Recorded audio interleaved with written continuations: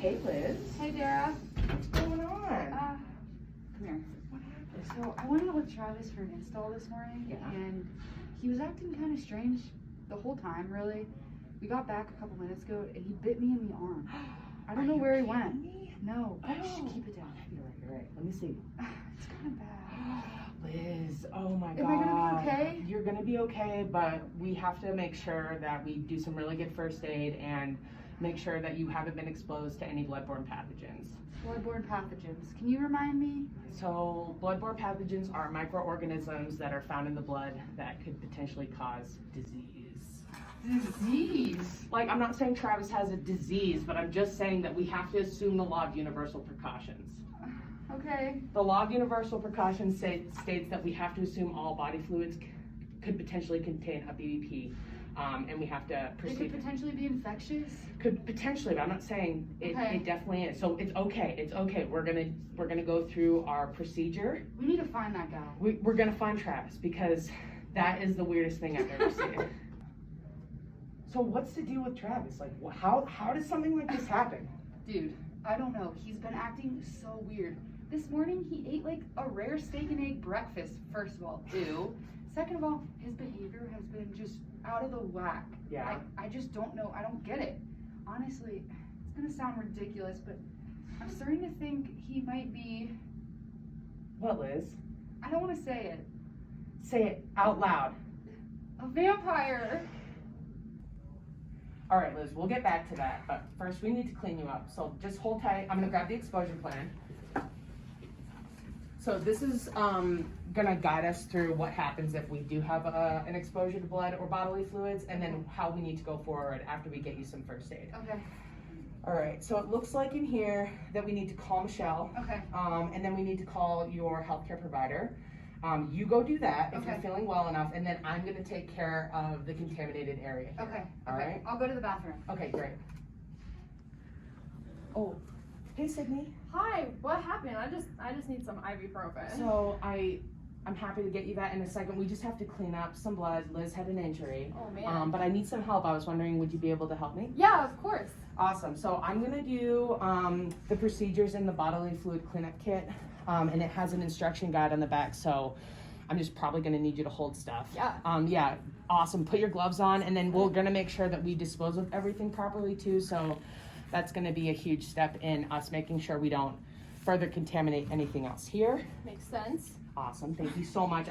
We're freaked out. We've never seen this happen before, but we're dealing with it. Yeah, so. no worries. Thank you so much. All right, cool. So, directions for you. Step 1, put on the disposable apron, face mask, and shoe covers. All right, so I'm guessing this is all in here. Oh, here we go.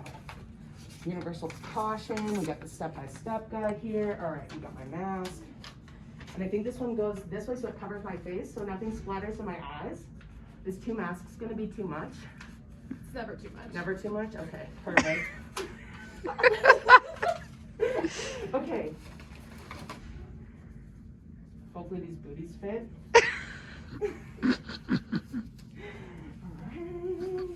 You know what they say about big feet, Sarah. What do they say, Sydney? Big shoes? Oh. Alright. Alright, we're getting there. And then the apron.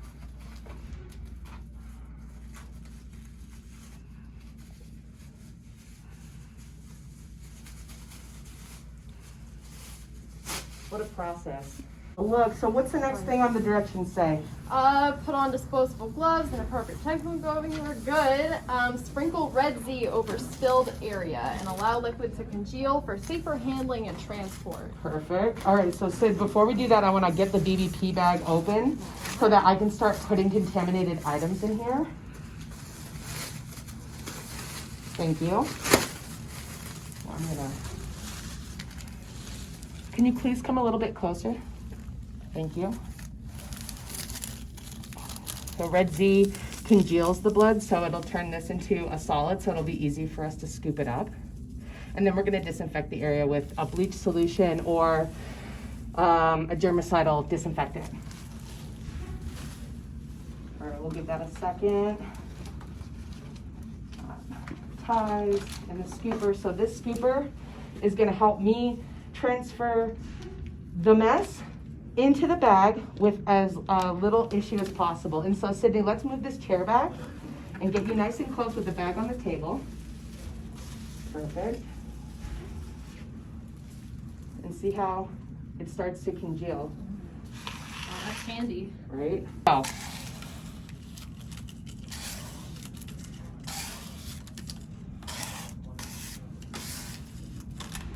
All right, I'm gonna throw all this in here.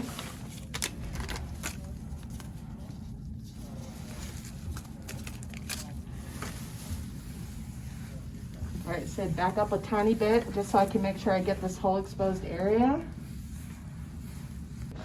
All right, now that we've got this clean, we just need to wipe the surface with a towel to make sure we got all the rest of the residue. And then we're gonna seal the biohazard bag. All right, Sid, now I gotta take these gloves off. I gotta take off all of this protective wear, and then we're gonna dispose of the biohazard bag in the safest way. Okay.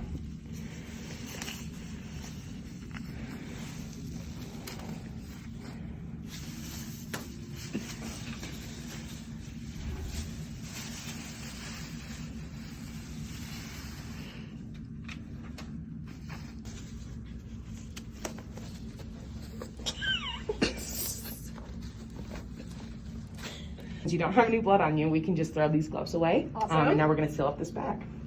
So Sydney, close the bag up and twist it up, and then we'll put this twist tie around it.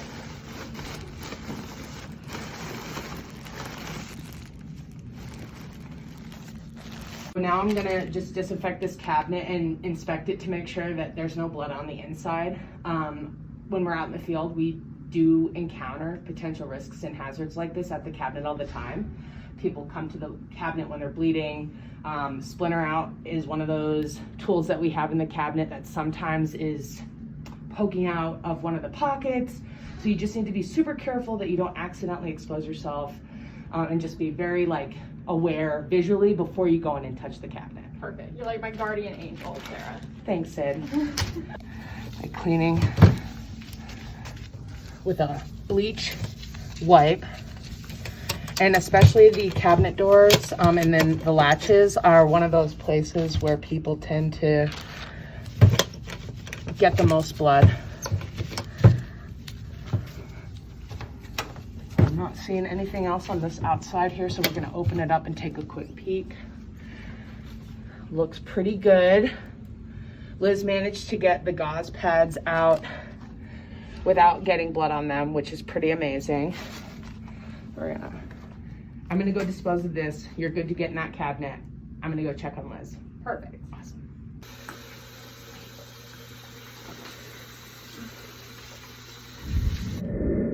This is Sydney with Colorado Health. May I assist you? Hi, Sydney. My name's Liz. I work for a company called Cintas. There was an accident here at work with me today. I wanted to call just in case I was exposed to bloodborne pathogens. I've been bitten. You've been bitten Yes. by an animal or a human? A human! I know, it's weird. Yeah, don't get that normally. Have you notified your supervisor or GM already? Yes, I called my general manager, Michelle. She's aware of what happened. Perfect. Good that you called. We definitely recommend that you come into the clinic so we can get these blood tests and some medication if needed. Do you think you'll need counseling and evaluation for what just happened? To be honest, I've been feeling a little strange, so maybe. Definitely recommend coming in for that counseling. I am going to talk to you about the three most common bloodborne pathogen diseases. The three most common bloodborne pathogen diseases? Yes. Okay. It's very important to listen carefully. Okay. They can enter through your eyes, nose, mouth, through a cut on your skin, in a wound caused by needles, broken glass, or teeth in your case, or sexual contact. Okay. Hepatitis B is one of them, and it's transmitted primarily through blood-to-blood contact, and it can infect the liver and cause inflammation. And hepatitis B is very hardy and can survive in dried blood for several days. Dried blood? Yeah, dried blood. So that is when, blood isn't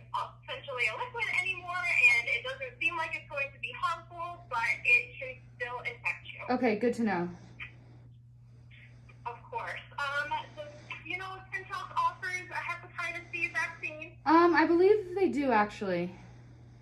Good. Awesome. That is good to know. I would definitely recommend it. It's a series of 3 shots and it takes 6 months. Okay.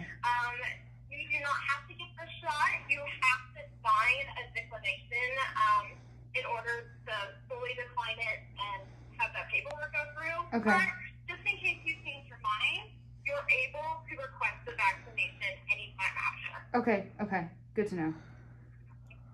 There's also hepatitis C. It's also transmitted through blood and other bodily fluids, but unfortunately there's no vaccine available for this one. Okay. Fingers crossed I don't have that. That is why you should definitely come in so we can definitely examine you. Okay. And then lastly, there's HIV, which causes AIDS, an immunodeficiency syndrome, and it attacks the body's immune system, so it makes it harder for your body in the future to fight other infections. And HIV is very fragile and will not survive long outside of the human body, which is good. And then hepatitis B and C are easier to contract than HIV. Okay. So unlikely to have HIV, but still something that we should definitely get checked out when you come in. Okay. When's a good day for me to come in? Liz? Liz? Are you in here? Travis? Oh my God, Travis.